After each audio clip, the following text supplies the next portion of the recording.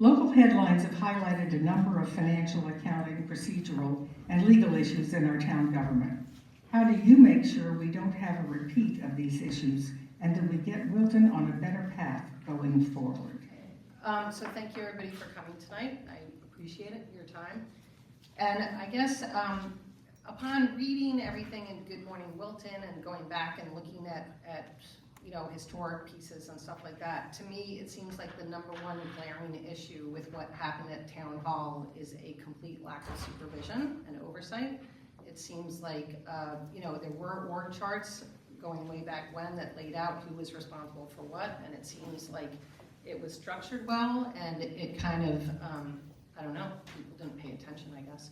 So for me, I worked 21 years on Wall Street, and I was responsible for closing large $100 million and multi-billion dollar deals, transactions, and my strength was in getting the job done. And we would have time and responsibility, documents pages long, and to have something slip through the cracks the way these things have recently, to me is very shocking. There's no other way to put it. And so how I would address that is I think I would attempt to have better lines of communication, better supervision. There needs to be, there were clear lines of reporting, but it seems like they weren't followed and nobody was paying attention, really, sort of. So I guess what I would do, again, is to the extent the charter allows it, that I would insert myself in the process and expect much more communication, regular updates, and also I'm a firm believer in liking who you work with. So you're working with these people. How's it going? What's new? Where's the problems? Getting feedback. But it just seems like there was a complete, vacuum of oversight. So I would do everything in my power to remedy that. And again, I made a career off of doing that, so I think I'd be very good at it. Mr. Fanman? It was a mega disaster, it was a fiasco. But I'm going to take a slightly different position. The Board of Finance has a very tough job, and it's done by 5 volunteers. They spend a lot of time going through the budgets, about $145 million, making sure we're fiscally responsible, setting guidelines. I don't think it's the Board of Finance's bandwidth to supervise day-to-day the employees of the town. We have a reporting structure. Maybe the Board of Finance people should say, hey, our CFO is always on Zoom, why is that? But again, if we are going to have lanes, and we stick to our lanes and stick to our responsibilities, at the end of the day, it wasn't the Board of Finance that messed this up.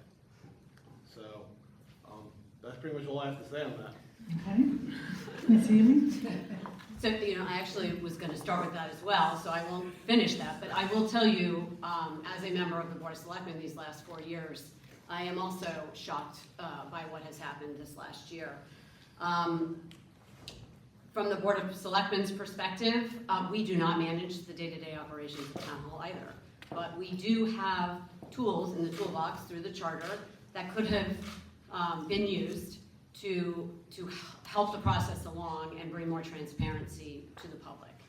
I attempted to do that, as you all know. I'm sure you've read about me a lot in Good Morning Wilton, and not because I chose to do it or because I wanted to do it, but because it's required and it's necessary that you understand what's going on. Did we always get it right? Did I always get it right? No.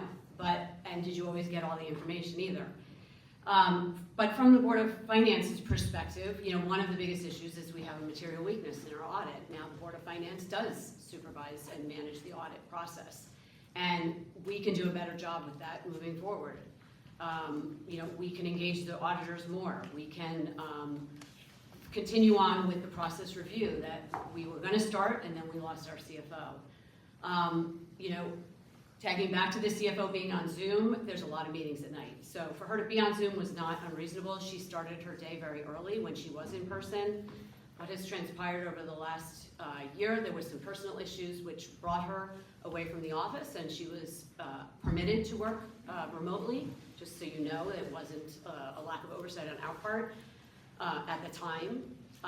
But we meet twice a month, and as she proceeded to be away, obviously, we became more concerned, and then obviously the news hit, and we were informed, I think at the previous debate mentioned, we were literally at a Board of Selectmen meeting and the news dropped. So the Board of Finance can use the powers that it has to help the budgeting process along. We can help with the reporting, and we can certainly help with the process review and the audit committee. Mr. Maloney? My name is Matt Ramadi. I'm currently the chair of the Board of Finance. And so as I think about the different action items which have happened in Town Hall, specifically in the Finance Department,